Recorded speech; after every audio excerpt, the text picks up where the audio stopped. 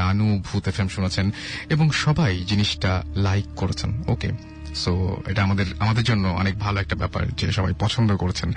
আমি শুরু করতে চাই একটা ঘটনা দিয়ে।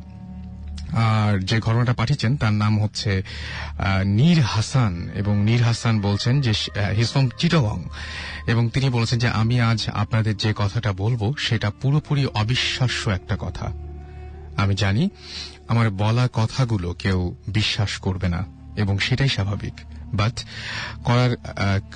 করার কিছুই নেই, কজ আমি জানি আমি কিসের ভেতর আছি। ওকে, এখন আসল কথায় আসি। শুরুতেই বলে রাখি আমি ভালো নেই। আমি আমার এক ভাইয়ের কাছ থেকে ভূত এফএমের কথা শুনে আমি আগ্রহী হই, বাট আমার ফ্যামিলির কেউ তাতে রাজি হয়নি। সো ইমেইলটা পাঠালাম। আপনাদের যদি বিলিভ করতে বিশ্বাস হয় তাহলে শোনাবেন। নাও ঘটনাটা কি? আমার অসুস্থতা বা খারাপ থাকার জন্য অনেক ডাক্তার দেখিয়েছি, বাট কোনো লাভ হয়নি। আমার বাবা মাকে খুব ভালোবাসতেন। তখন আমি খুব ছোট। আমার মা রোড অ্যাক্সিডেন্টে মারা যান। আমার বাবা দ্বিতীয় বিয়ে করেননি।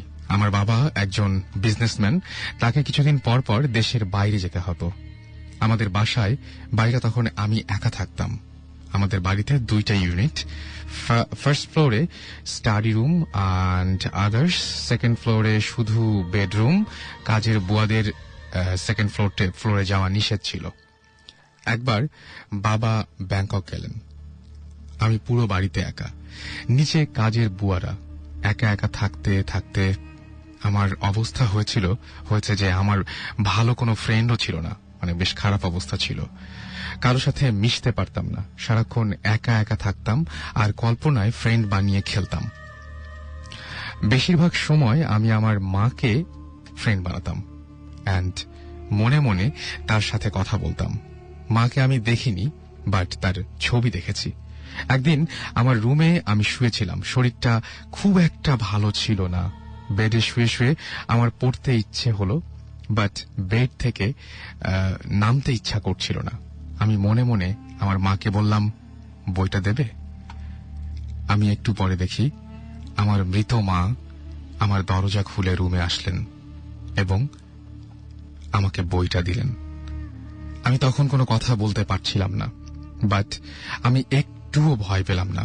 মা আসলেন, বইটা দিলেন, চলে গেলেন। আমি কাউকে কিচ্ছু বলিনি। কিছুদিন পর বাবা তখনও আসেনি, আমি ঘুমিয়েছিলাম। হঠাৎ আমার মনে হলো কে যেন আমার মাথার চুলে হাত বুলিয়ে দিচ্ছে। তাকে দেখি আমার মা। আমি ভয় পেলাম না, মাকে বললাম, মা তুমি কেমন আছো? তিনি কোনো কথা না বলে চলে গেলেন। বেসিক্যালি এই হচ্ছে ঘটনা, এবং হাসানের সাথে এই ঘটনাই ঘটছে। নীর হাসান চিটাগং থেকে লিখেছেন এবং তিনি ভালো নেই, তার মাকে তিনি মিস করেন। আমার যেটা মনে হচ্ছে যে তার মার সাথে তার যে বন্ধুত্ব এবং তার মাকে দেখতে চাওয়ার যে আকুলতা, সেটা থেকেও তিনি বেরিয়ে আসতে পারছেন না। আবার মাকে ঠিক এইভাবে দেখতেও তার খুব অস্বাভাবিক লাগছে। ঘটনাটা এরকমই। সো আপনাদেরও এরকম হয়তো অনেক ঘটনা আছে, যে যদি ঘটনা থেকে থাকে তাহলে আমাকে ইমেল করুন, আর ইমেল অথবা এসএমএস করুন। এসএমএস করে জানিয়ে দিন যে হ্যাঁ আপনার সেই ঘটনাটি রয়েছে। শাউট লিখে স্পেস দিয়ে, আপনার নাম লিখে স্পেস দিয়ে আপনার মেসেজ লিখে পাঠিয়ে দিবেন 9840 নাম্বারে। আর যারা ইমেল করতে চান তারা bhotfm@radiofurti.fm, which is BHOOTFM@radiofurti furti.fm A email করবেন। অবশ্যই আপনার নাম, অ্যাড্রেস এবং আপনার ফোন নাম্বার সহ অবশ্যই উল্লেখ করবেন যে আপনি যদি জানেন আপনি কোন জায়গা থেকে লিখছেন বা কোথায়, বা আপনি এখানে আসতে চান কিনা, এটা আমাদেরকে অবশ্যই জানিয়ে দিবেন। গত সপ্তাহেও আমরা বেশ কিছু ইমেল পেয়েছি, ভালো ভালো ইমেল ছিল, কিন্তু যেগুলো ভালো ইমেল ছিল সেগুলো হয়তো আজকে এরকম পড়ে শোনাতে হবে। বেশিরভাগই আজকে আসতে পারেননি। ইনশাল্লাহ নেক্সট উইকে আমরা আরো দারুণ দারুণ সব ঘটনা নিয়ে আসবো। তবে আজকে মোস্ট ইম্পর্টেন্ট যে কথাটা আমি আপনাদের বলতে চাই সেটা হচ্ছে যে আজকে ভৌতিস্ট আমাদের সাথে আছেন এবং তারা আজকে তাদের শুটিংটা সম্ভবত মানে এই জন্য স্যাক্রিফাইস করতে হচ্ছে। তা এখনো প্রচন্ড ব্যস্ত সময় কাটাচ্ছেন তারা, কারণ কয়েকদিনের মধ্যে অন এয়ার শুরু হবে। সো তাদেরকে আমরা কিছুক্ষণের মধ্যে পেয়ে যাব। এই মুহূর্তে আমাদের সঙ্গে রয়েছেন একজন গেস্ট এবং তার সাথে আমরা আপাতত কথা বলবো। কি নাম আপনার? হাই, আমি সুমাইয়া। আমি ইংলিশে অনার্স করছি সেন্ট্রাল ওমেন্স থেকে। তো আমার যে আপনি এখানে কিভাবে আসলেন এটা সবাইকে বলেন, যে মানে কিভাবে আসলেন, কিভাবে আজকে এইখানে? আমি একটা মেইল করেছিলাম, ওখান থেকে রাসেল ভাই আমাকে পরে ফোন দিয়ে বললো যে আপনার ঘটনাটা আমরা দেখলাম, সো আপনি কি আসতে ইন্টারেস্টেড কিনা। তো তখন আমি ছিলাম ইন্টারেস্টেড, সো আমি বললাম যে ওকে। দেন বাসায় সবাইকে বলার পর বললো যে ওকে, তো এই তো আশা হলো। আচ্ছা, এবার আমরা ঘটনায় চলে যাই, সরাসরি ঘটনাটায় চলে যাই যে কি ঘটনা।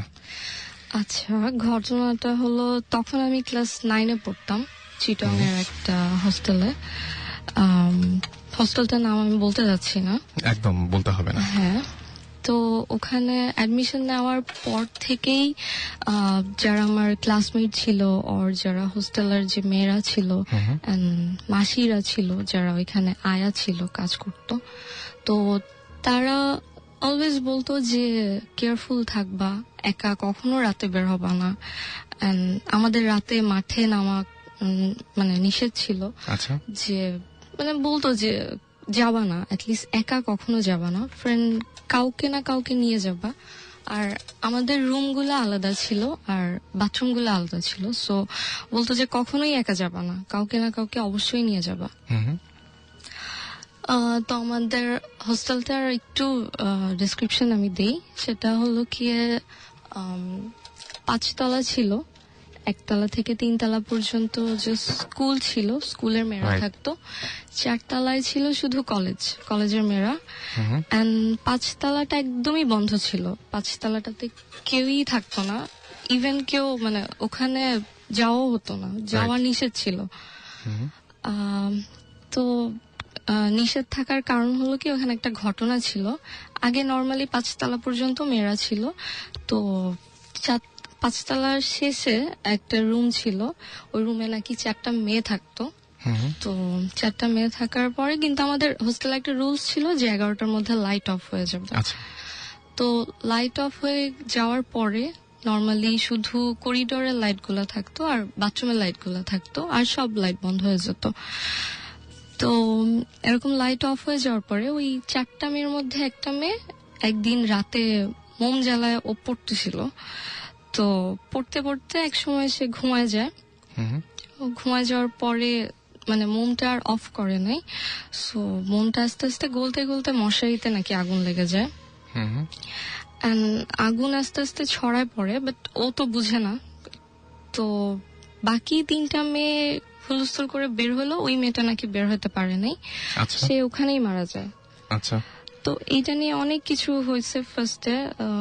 তারপরে কিছুদিন বন্ধ ছিল রুমটা, তারপরে ক্লিন আপ করে আবার থাকা শুরু করে কিছু মেয়ে, বাট কেউই নাকি থাকতে পারতো না। সবাই কয়দিন পর পর মানে ব্লক টিচারের কাছে গিয়ে বলতো যে থাকবো না। কেন? যে ভয় লাগে, রাতে ম্যাম আমরা দেখি যে কেউ হাঁটতেছে, কেউ বসে আছে, থাকবো না। সো কয়দিন অনেকেই দেখেছে, হ্যাঁ অনেকেই, কেউই থাকতে চাইতো না রুমটাতে। তো টিচাররা এক সময় ডিসিশন নিয়ে একদম পুরাই 5 তলা বন্ধ করে দেয়, যে 5 তলায় কেউ যাবে না। তো ওরকমই আমরা শুনি মাসিদের কাছ থেকে, যারা অনেক দিন ধরে কাজ করে ওখানে। তো ওরাও বলতো যে কখনো যাবা না। আর আমাদের যাওয়াটাও নিষেধ ছিল, এক ফ্লোর থেকে আরেক ফ্লোরে গেলে পারমিশন নিয়ে যেতে হতো, বাট যদি মানে পারমিশন ছাড়া কেউ যেত তো ওইটাতে আবার মানে টিচাররা দেখলে অনেক পানিশ করতো আর কি। তো যে আমরা 4টা ফ্রেন্ড অনেক ক্লোজ ছিলাম, 2জন দোতলায় আর আমি আর একটা ফ্রেন্ড 3 তলায় থাকতাম। তো অ্যানুয়াল এক্সাম শেষ, তো আমরা চিন্তা করলাম যে এখনো বাসা থেকে নিতে আসে নাই, সো কি করা যায়, সব মেয়েরা চলে যাচ্ছে, হোস্টেল প্রায় ফাঁকা। তো তখন চিন্তা করলাম যে একটু অ্যাডভেঞ্চার করি, 5 তলা ঘুরে দেখে আসি, যেহেতু যাইনি কখনো। তো গেলাম, না প্ল্যান করলাম যে যাব 11টার দিকে, যেহেতু লাইট অফ হয়ে যায় 12টার দিকে যাব না, একটার দিকে ওরা দোতলা থেকে 3 তলা আমাদের রুমে আসবে, এন্ড দেন তারপরে কিছুক্ষণ গল্প টল্প করার পরে আমরা তারপরে যাব। আচ্ছা। তো 1 ঘন্টা দিল, তারপরে ওরা আসলো, রুম নক করলো, আমরা খুললাম, তারপর কিছুক্ষণ গল্প করার পর বের হলাম যে যাব। তো আমাদের হোস্টেলটা ছিল স্কয়ার শেপের, 4 তলা পর্যন্ত পুরোটাই স্কয়ার ছিল, বাট 5 তলাটা হাফ ছিল, মানে পুরাটা ছিল না। 5 তলায় যাওয়ার একটাই সিঁড়ি। তো আমরা গেলাম, 4 তলা ক্রস করলাম। 4 তলায় তখন কলেজের মেয়েদের ছুটি ছিল, সো 4 তলা একদমই বন্ধ ছিল। 1টা কি 2টা করিডোরে লাইট জ্বলতেছিল, আর কেউই ছিল না, কিছুই ছিল না। তো তারপর 5 তলায় গেলাম। 5 তলা একদম পুরাই অন্ধকার, মানে কিছুই, কোনো লাইটই নাই। ইভেন আমরা ব্লকের লাইট জ্বালায় দেখার চেষ্টা করলাম যে লাইট কি জ্বলে কিনা, কিন্তু মানে কোনো লাইটই নাই, কিছুই নাই। তো আমরা 4 জন হাত জড়াজড়ি করে ধরে গেলাম, পুরা 5 তলা ঘুরলাম, দেন ওই রুমটার পাশে আসলাম, লাস্টের যে রুমটা যেটা নিয়ে এত স্টোরি।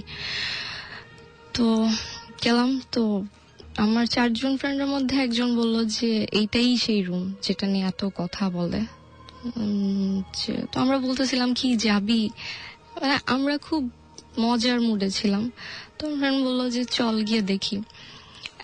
খুব সারপ্রাইজিংলি দেখলাম যে রুমটা জাস্ট শিকল দিয়ে আটকানো, কোনো লক টক কিছুই করা না, কোনো তালা লাগানো নাই, জাস্ট শিকল লাগানো। তো ওই ফ্রেন্ডটা খুললো, খোলার পরে গেলাম, একজন একজন করে ঢুকলাম। কেমন বাজে একটা গন্ধ ছিল, এটা আমি বলে বুঝাতে পারবো না। প্রচন্ড ঠান্ডা রুমটা, হ্যাঁ অনেক বেশি ঠান্ডা, যদিও অক্টোবরে ঠান্ডা থাকে, বাট এত ঠান্ডা থাকার কথা না। আচ্ছা। তো গেলাম, দেখলাম যে 4টা বেড, 4টা ডেস্ক ঠিক মতোই আছে। তো যাওয়ার পর আমরা দুষ্টামি করতেছিলাম, কেউ কি আছো দেখা দাও। তো একজন বললো যে প্ল্যানচেট করবা, এত কিছু করার দরকার নাই। তো এমনিতেই বলতেছিলাম কেউ থাকলে আসো, তুমি না সবার সামনে আসো আসো, এরকম বলতেছিলাম। তো আমরা 5 কি 7 মিনিট ছিলাম, তারপরে মানে ওইটা বলার পরে আমরা নিজেরা নিজেদের মতো কথা বলতেছি যে এখানে ও এটা দেখছে, ওই মাসি এটা বলছে, এখানে নাকি এরকম হয়েছে। হঠাৎ যে একটা জানলা ছিল বাইরের দিকে, যেটা মানে একদমই বাইরের দিকে, ওইটা ভিতরের দিকে না, 4 কোণা শেপের ছিল, বাইরের দিকে ছিল জানলাটা। জানলায় জাস্ট মানে মনে হলো কেউ জাস্ট একটা ধাপ করে একটা আওয়াজ হয়েছে, আর কিছুই না। ওই আওয়াজটা শোনার সাথে সাথে আমরা 4 জন পুরা সাইলেন্ট, মানে হঠাৎ করে ভয়টা চলে আসছে যে এরকম কি। তো এমনিতেই ভালো লাগতেছিল না, পরে মানে ওইটা শোনার পর আরো বলতেছিলাম যে ওকে চলো চল যাই, অনেক হয়েছে, এরকম বলার পরে তখন আর থাকতে ইচ্ছা করছিল না, বা ওই জায়গাটা ভালো লাগছিল না, ইচ্ছা করতেছিল না, বিকজ মনে হচ্ছিল যে কিছু একটা দেখতেছে, মানে কেমন জানি লাগতেছিল, ওই আওয়াজটা হওয়ার কথা না। এবং আপনি আমাকে ফোনে বলছিলেন যেভাবে যে মনে হচ্ছিল যে কেউ আপনাদেরকে লক্ষ্য করছে বা এরকম। ওই যে করিডোর, তারপর তাড়াতাড়ি বের হয়ে গেলাম, করিডোর দিয়ে যখন আসতেছিলাম, করিডোর গুলো অনেক লম্বা লম্বা, করিডোর দিয়ে যখন আসতেছিলাম তখন মনে হচ্ছিল যে আমরা এত তাড়াতাড়ি বের হয়েছি যে আমরা দরজাটাও লক করি নাই, আর ওই শিকলটা দিয়েও আর লক করি নাই। তো মানে এত তাড়াতাড়ি বের হয়ে আসতেছিলাম যে মনে হচ্ছিল যে 5 তলা থেকে কখন নামবো। আচ্ছা। আর তখনই মনে হচ্ছিল যে মেবি কিছু একটা আসতেছে, কিছু একটা দেখতেছে, নর্মালি ভয় পেলে যেটা হয়। তারপরে কোন রকমে নামলাম, 4 জন আমরা এত বেশি ভয় পেয়েছিলাম যে ওই দিন আর কেউ কোনো কথা বলি নাই কারোর সাথে, জাস্ট ওরা 2 জন দোতলায় নেমে গেল, আমরা 2 জন আমাদের রুমে চলে গেলাম। পরের দিন সকালে জাস্ট কথা হইতেছিল যে কি হলো, এটা মেবি যাওয়া উচিত হয় নাই, বেশি ফাজলামি হয়ে গেছে। তো ওই দিনের পরের দিন, ওই দিন রাত 12টা থেকে আমার বার্থডে ছিল। তো আমার ফ্রেন্ডরা এমনিতেই বলতেছিল যে পারমিশন ছাড়া কালকে যাওয়া হয়েছে, তো আজকে আর আমরা আসবো না। 12টায় যখন ঘন্টা দিবে, আমাদের আবার ঘন্টা দিত ভিতর বাড়ি থেকে, যখন ঘন্টা দিবে তো তোমরা বের হও, তোমরা 2 জন। ওকে। তো 12টা বাজলো, আমার ফ্রেন্ড যেটা আমার সাথে ছিল আমাকে উইশ করলো, তারপরে বের হলাম। বের হয়ে কিছুক্ষণ ব্লকে দাঁড়াইছিলাম, গল্প করতেছিলাম। তো ওরা আসলো, ওরা ওদের রুমের দরজা খুলে আসেনি, মানে চারকোনা শেপের যেহেতু ছিল, আমরা এই সাইডে ছিলাম, ওরা ওই সাইডে ছিল, সো দেখা যাক। তো ওরা বের হলো, বের হওয়ার পর ইশারায় উইশ টিশ করলো, ওকে। তারপরে আমরা বাথরুমে গেলাম, ব্রাশ টাশ করলাম, দাঁত, যে এখন ঘুমাবো। তো বাথরুম থেকে যখন আসলাম, তো আসার পরে ব্লকে একটু দাঁড়াইছি যে দেখি তো ওরা ঢুকে গেছে নাকি রুমের মধ্যে, না ওরা আছে। তো ওদের দেখতে দেখতে দেখতে দেখতে হঠাৎ 4 তলায় উঠার যে বরাবর সিঁড়িটা, ওইটার দিকে চোখ পড়লো। আচ্ছা। ওইটা মানে আমি যেটা দেখছি, আমার এখনো ভাবলে মানে এত বেশি ভয় লাগে যে আমি দিন ওটা কি দেখছি। আচ্ছা। আমি মানে তাকাইছি আর দেখতেছি যে একটু অন্ধকার অন্ধকার তো ছিল, এত বেশি অন্ধকারও ছিল না যে কিছুই দেখা যাবে না, এত বেশি লাইটও ছিল না যে সবই দেখা যাবে। হ্যাঁ, আমি দেখতেছিলাম যে কিছু একটা একদম উপরের স্টেপে বসে আছে সিঁড়িতে। আমি আমার 1 বছরের ওই হোস্টেল লাইফে কখনো কাউকে একা বের হতে দেখি নাই। আচ্ছা। সেখানে ওইখানে আমি যাকে দেখছি সে জাস্ট একা, এন্ড জাস্ট মানে বসাটা এত অ্যাবনর্মালি ছিল যে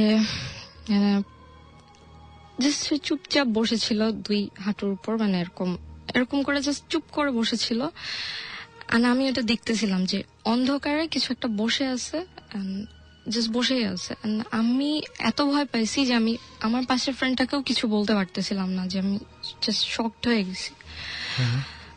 তো আমি যখন খেয়াল করলাম ওর দিকে, মানে দেখলাম যে ও ঠিক সেম দিকে তাকায় আছে। বাট দ্য থিং ইজ, কেউ কাউকে কিছু বলতেছি না। ও জাস্ট আমার মানে গায়ে হাত দিল এন্ড বলল যে সুমাইয়া, আমি যেটা দেখতেছি, হ্যাঁ, ও আমাকে জাস্ট গায়ে হাত দিলেন, বললো সুমাইয়া আমি যেটা দেখতেছি তুইও কি সেটাই দেখতেছিস? আমি ওদিকেই তাকাইছি, আমিও বলতেছি যে হ্যাঁ আমি ওইটাই দেখতেছি, তুইও কি দেখতেছিস? বলে যে হ্যাঁ। আচ্ছা। দেখার পর জাস্ট মানে এত আপনারা দুইজনই, 2 ফ্রেন্ডই একসঙ্গে একই জিনিস দেখলেন? সাথে, হ্যাঁ। আচ্ছা। দেখার পরে আমি জাস্ট বললাম যে এটা কে? ও বললো যে জানি না। ও মানে এত বেশি কনফিউজ হয়ে গেছি, দুইজনের এত বেশি ভয় পেয়ে গেছি যে নড়তেও পারতেছিলাম না। আচ্ছা। তো আমার ফ্রেন্ডটা জাস্ট শুধু আমার একটা হাত ধরলো, টেনে রুমে নিয়ে গেল। রুমে নিয়ে গিয়ে দরজা আটকায় দিয়েছে। দরজা আটকায় দিয়ে ও এমন ভাবে কাঁপতেছিল, মানে আমিও কাঁপতেছিলাম। আমার জাস্ট একটা জিনিস মনে হইতেছিল যে, মানে আমি জানি না আমার কেন এটা মনে হয়েছে, আমি জাস্ট জোরে বলতেছিলাম যে চল অ্যাটলিস্ট একবার গিয়ে দেখে আসি। বাট ও আমাকে ছাড়তেছিল না। ও বলতেছে যে না, তুই এই রুম থেকে বের হবি না, তুই এই রুম থেকে বের হবি না। ও আমাকে শেষ পর্যন্ত বের হইতে দেয় নাই। সারা রাত আমি সূরা পড়ছি, আমার ফ্রেন্ড হিন্দু ছিল, ও ওটা করছে। সারা রাত ওই দিন যে কিভাবে সারা রাত পার হয়েছে বলতে পারবো না। তারপরে সকাল হওয়ার পরে ফ্রেন্ড যে দোতলায় যে 2টা ছিল ওদের বললাম যে এরকম এরকম। ওরা ফার্স্টে বিশ্বাস করে নাই। ওরা বলতেছিল যে ফাজলামি করতেছিস, ওই দিন আমরা করছি, এখন তোরা 2জন আমার সাথে করতেছিস। তো আমরা বললাম যে না সিরিয়াসলি আমি যেটা দেখছি। ও বললো যে হ্যাঁ তোরা ছিলি না তো, তোরা ভয় দেখাস নাই তো। তো ওরা বলতেছে যে না আমরা ছিলাম না, আমরা তোদের ছাড়া কখনো যাব না, আর একা তো অবভিয়াসলি না। রাইট। তো আমি আপনাকে দেখে এখন বুঝতে পারছি যে আপনি বেশ ভয় পাচ্ছেন, এবং ফোনেও যখন বলছিলেন তখন বলছিলেন। ওই সিনটা আমি আমার লাইফে কখনো ভুলবো না, মানে আমি এত ভয় পাইছিলাম। তারপরে এরকম হওয়ার পর আমার যে ফ্রেন্ডটা যে আমার সাথে যে ছিল ওর তো অনেক ভয় পাইছিল। ওর খুব জ্বর চলে আসে। আচ্ছা। ওর খুব জ্বর চলে আসে, তো মানে শেষ পর্যন্ত এমন হয় যে 3 দিন পর ওর প্যারেন্টস কে কল দেওয়া হয় যে আপনারা ওকে এসে নিয়ে যান, ওর খুব জ্বর ও কিছু একটাতে মানে খুব ডিস্টার্ব। বাট আমরা তো আর হোস্টেলের টিচারদের ওটা বলতে পারতেছিলাম না যে আমরা ওখানে আসলে গেছি। সো তারপরে ওকে নিয়ে যায়। তারপরে আমরাও আমাদের প্যারেন্টসকে ফোন দিই যে এমনিতেই তো ভ্যাকেশন চলে আসছে, সো আমরা কিছুদিন আগেই চলে যাই ছুটি টুটি নিয়ে। তারপরে বাসায় এসে যখন ফোন দিই ওই ফ্রেন্ডটাকে, তো আন্টি বলে যে ওর কি হয়েছে, ও এত ভয় কেন পাইছে, কি হয়েছে। তখন আপনারা এটা বললেন? তখন আমরা বলি। আমার যেটা মনে হয় যে ওই মানে ঘটনাটা খুবই মানে অদ্ভুত টাইপের ছিল, এবং আপনি যেটা দেখছেন সেটা আপনি নিজেও বলতে পারছেন।